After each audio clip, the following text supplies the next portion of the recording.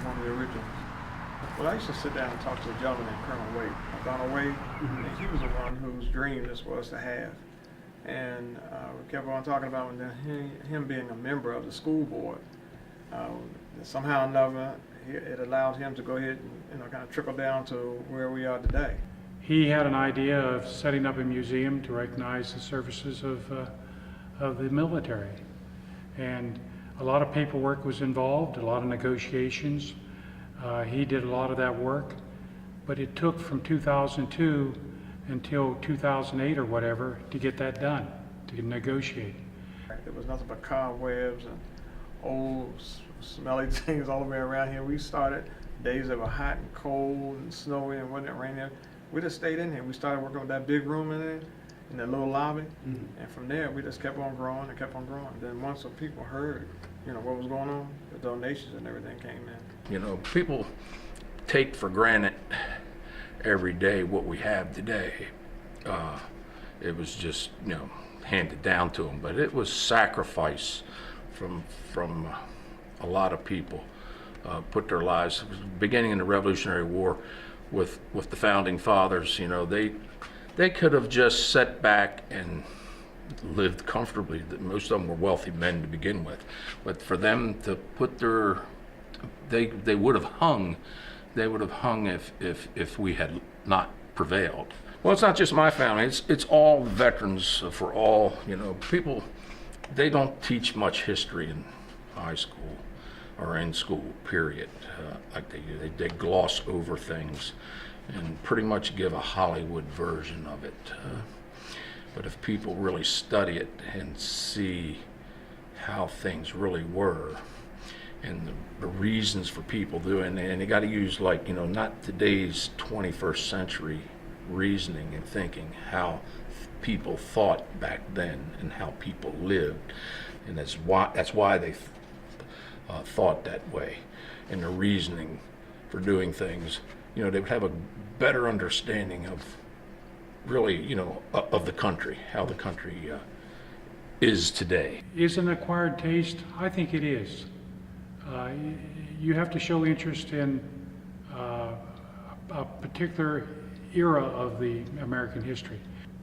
I can only say this, that the unfortunate part about volunteering is it ends up that the same people do the same thing, do all the things. For us to get what we've gotten done, have people come in and want to be part of it. As a result of that, within the last 12 months, we've gotten several volunteers that we didn't have before.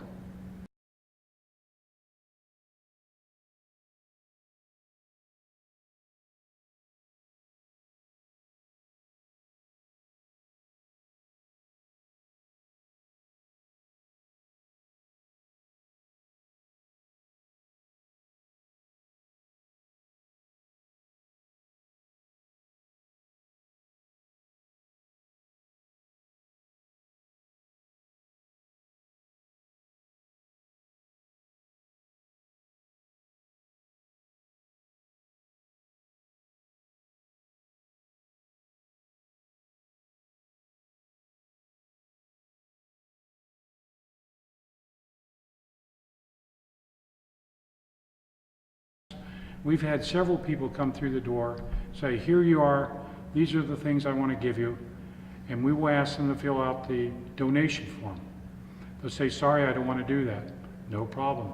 We'll take it that way. And we'll identify it as donor unknown, and we'll process it, and we'll put it on display. And occasionally, we'll have someone that donated us something come in and see something that they had donated, but they hadn't given us the name of their name and all that, but they were very, very pleased that we actually took a donated item or items and put them on display. What do you think is the long-term future of the museum, especially on a volunteer basis with people?